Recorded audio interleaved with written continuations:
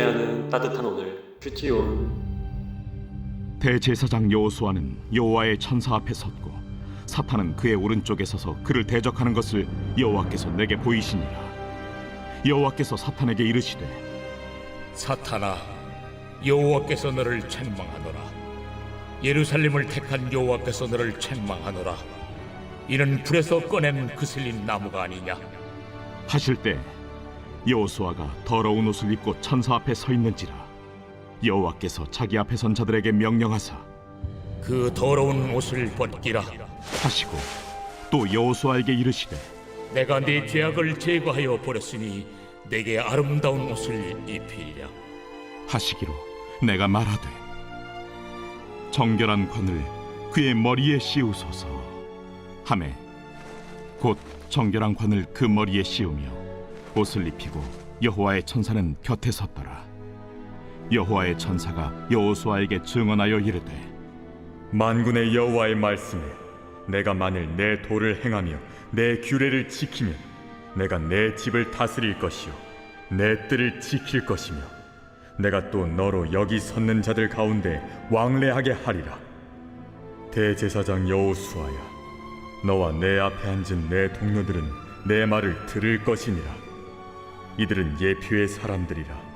내가 내 종 싹을 나게 하리라. 만군의 여호와가 말하노라. 내가 너 여호수아 앞에 세운 돌을 보라. 한 돌에 7 눈이 있느니라. 내가 거기에 새길 것을 새기며 이 땅의 죄악을 하루에 제거하리라. 만군의 여호와가 말하노라. 그날에 너희가 각각 포도나무와 무화과 나무 아래로 서로 초대하리라 하셨느니라. 샬롬. 10월 16일 목요일 큐티온을 기도로 시작하겠습니다. 사랑의 하나님 감사합니다. 오늘도 하루를 허락해 주시고 주님 말씀을 함께 묵상하고 상고하자 이 자리에 나와싸우니 저희들이 주님 말씀을 알아가고자 할 때 알아들을 수 있는 지혜와 용기를 더하시고 또한 단순히 주님 말씀을 아는 것이 아니라 저희들의 삶에 들어와 저희들 삶 가운데 체득되어 살아갈 수 있는 믿음의 담대함을 더하여 주옵소서. 예수님의 이름으로 기도드립니다. 아멘. 오늘 함께 본 말씀은 스가랴가 4번째 환상을 보며 당시에 대제사장 여호수아에 관한 이야기를 하게 됩니다. 1절에서 5절은 천상회의의 한 장면으로 보여집니다. 하나님은 그 재판의 재판장이시고 사단은 여호와의 옆에 서서 곁에 서서 고발하는 고발자로 나오게 됩니다. 너를 책망하노라. 이는 불에서 꺼낸 그슬린 나무가 아니냐. 사탄이 이제 스가랴의 죄악을 까발리고 있는 와중에 그것을 다 멈추고 이제 여호와의 개입으로 고발된 것에 대해서 이야기가 중단되는 것을 보일 수가 있습니다. 유다를 대표하는 대제사장 여호수아는 더러운 옷을 입고 있었습니다. 그것은 이미 죄값에 상응하는 대가가 충분히 받았다라는 것을 의미하고 있습니다. 그리하여 여호와는 더러운 옷을 벗기라 하시며 여호와께서는 그 죄가를 죄하여 버렸다라고 선포하십니다. 그 결과 여호와는 아름다운 대제사장의 옷을 입게 될 것이라고 말씀을 하십니다. 새로운 유다를 대표하는 대제사장 위에 그의 스가랴는 대제사장의 의복에 어울리는 정한 관을 씌워달라고 요청합니다. 여호수아는 사단에 의하여 고발당하였지만 무죄로 판명되었습니다. 그래서 그의 죄악은 제거되었고 더러운 옷은 벗겨지고 아름다운 옷과 정한 관을 쓴 대제사장의 임무를 시작할 수 있도록 임명합니다. 이 과정은 출애굽기 29장과 레위기 8장에 기록된 대제사장의 임명식과 매우 유사한 것을 볼 수가 있습니다. 스가랴서에서 대제사장의 위임식 장면을 활용한 것은 스가랴의 공동체의 회복, 즉 성전의 재건이 임박했음을 알려주기 위함입니다. 그 후 6에서 10절은 여호와는 여호수아를 위한 말씀을 하십니다. 그 말씀은 만군의 여호와가 말하노라 라고 3차례 말씀을 하십니다.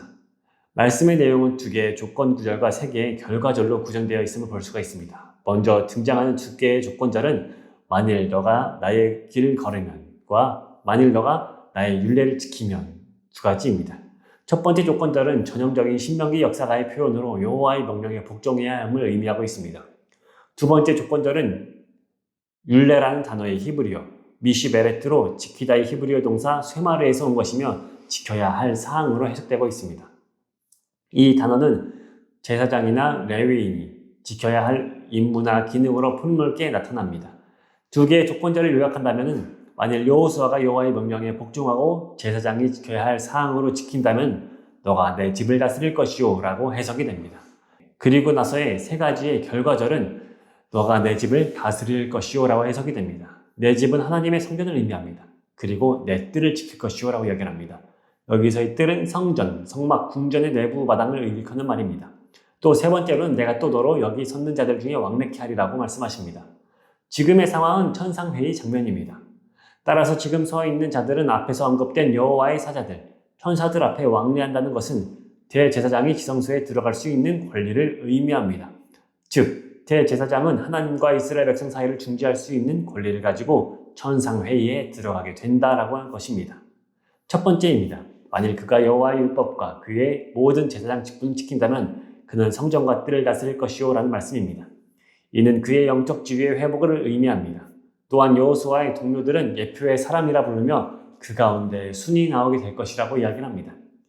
둘째, 여호수아 앞에 7눈을 가진 돌 하나를 새길 것이라고 하는데 여기서 7눈을 가진 돌 하나라는 것에 대해서의 의미는 매우 난해하기 때문에 이 부분은 넘어가도록 하겠습니다. 세 번째입니다. 그날에 너희가 각각 포도나무와 무화과나무 아래로 서로 초대하게 될 것이라고 이야기를 합니다. 포도나무와 무화과나무는 이스라엘 상징하는 나무입니다. 그날에 이 사건이 미래에 나타날 것임을 가리키며 스가랴 9장에서 14장에 나타나는 종말의 때와 관련되어 있음을 볼 수가 있습니다. 오늘날 우리 사회를 보면 죄악과 형벌, 지구 전반에 걸쳐서 나타나는 것을 볼 수가 있습니다. 전쟁과 환경오염, 사회적 계층 간의 불화, 인종과 종교 간의 갈등을 우리의 미래를 어둡게 합니다. 그것은 우리 인간들의 죄악에 대한 하나님의 형벌입니다. 그 책임은 우리 인간에게 있지만 회복의 주체는 사람이 아닌 하나님이십니다. 회복의 중심에는 여호수아와 같은 지도자들이 있어야 합니다. 또 종교 지도자 또한 하나님의 뜻을 온전히 따름으로 여호와의 말씀에 거하는 자가 되어야 합니다. 그래야 이 땅 가운데 사회의 회복과 희망이 있게 될 수 있죠. 종교 지도자들은 여러분들은 종교 지도자들을 위해 함께 기도하며 회복시키실 하나님의 뜻을 기대하며 나아가는 저와 여러분들이 되기를 소망합니다. 묵상 질문입니다. 주님과 함께 길을 걷고 계시나요? 함께 기도하겠습니다.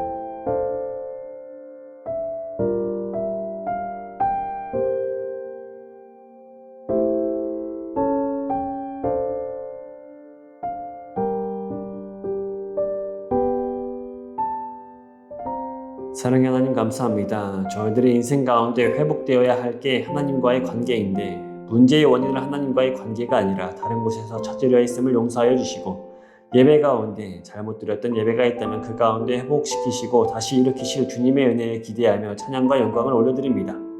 주님 말씀에 순종함으로 내려놓을 것들 내려놓을 힘을 더해 주시고 머물러야 할 곳에 머무르게 하시는 삶의 용기를 도와셔서 이번 한 주도 살아갈 때 주님 말씀 가운데 귀 기울이며 청종하며 나아갈 수 있는 은혜를 더하셔서 더욱이 성령 충만한 삶으로 살아갈 수 있게 하옵소서. 예수님의 이름으로 기도드립니다. 아멘. 오늘 하루도 즐거운 하루 되세요.